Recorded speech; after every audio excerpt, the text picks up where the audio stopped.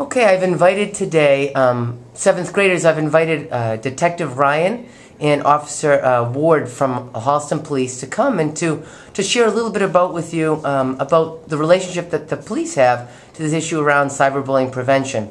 And we weren't able to invite them to all the classes, so we thought this would be a nice way for them to share and share the piece about how the police really take great interest in making sure all of you are safe online. So I wanted to ask Detective Ryan and Officer Ward if you first would just like to share a little bit about what's like sort of the most important things that students should know when they're sort of in this online culture and communicating 24/7 with each other. Do you have any sort of recommendations or suggestions as to how to make sure we keep everyone safe and have good experiences?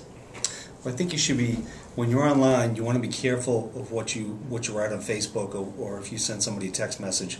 Be careful what you say and think about what you're saying, because remember when people are reading these words, they're not seeing your facial expressions. They might not be able to tell if you're joking. They might take it in a totally different way than you might think that they're taking it. So when you're typing anything online, just think twice before you hit the return key and put it up there forever. Great. It's funny, Officer Ward, our students have been learning about this idea of think before you click. That was one of the key messages in sixth grade, and we've been talking about that. So terrific. And Detective Ryan, do you have anything else you wanted to add? Well, I think that's so important to take a moment to pause, to think how this will go forward, and to know that those words could be printed up. They could be brought to an adult. They could be brought to a teacher.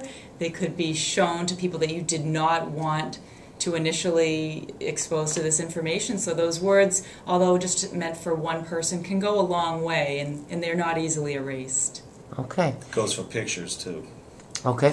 And suppose someone reads a post that they don't think looks very kind, or is possibly like something that's related to cyberbullying.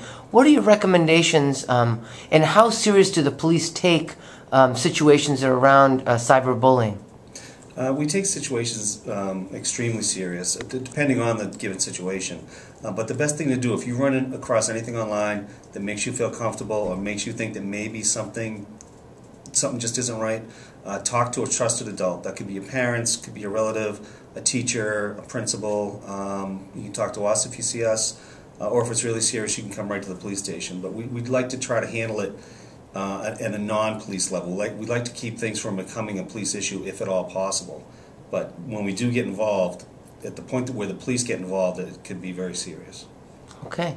And Detective Ryan, I know sometimes you get involved with these cases also.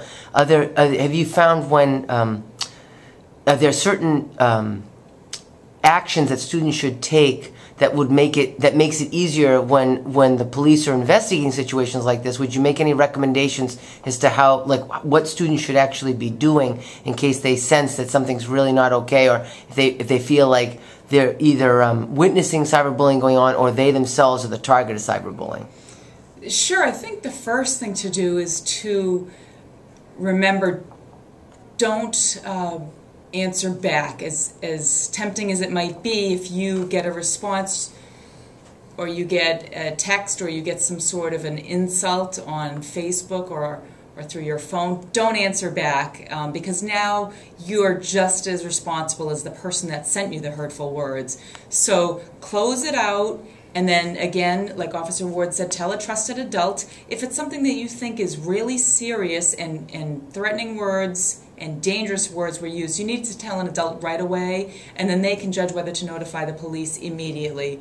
Otherwise, close down the phone or the Facebook or whatever the technology is, and when you can tell a trusted adult, let them know, and then show them everything. And they can decide whether to tell the police and involve us, or to go the route through the school, or to go the route of just keeping it within the families. Great. And also, if it looks like it's going to be something serious, if it's something that makes you feel unsafe, or somebody's threatening you, or threatening somebody you know, try to preserve that information if you can.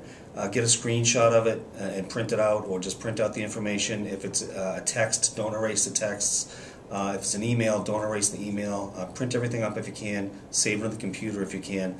That way, if it's something that we end up investigating, we have something to actually to look at, something substantial. And we do get the whole picture, so try to tell us the whole situation and say, yes, I did answer back, I did insult back as well, because we'll eventually get the whole picture. It's important to be sort of honest. It really is an upfront. Right. Sure. Even if you know you said something wrong as well and you might have contributed to the back and forth, just let us know ahead of time, because we will get that information. If it goes through the police route, we get all the information.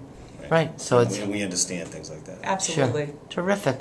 Are there anything else that you'd like, either one of you like to share to our 7th graders about this work, or any other helpful comments about the idea of standing up and helping each other?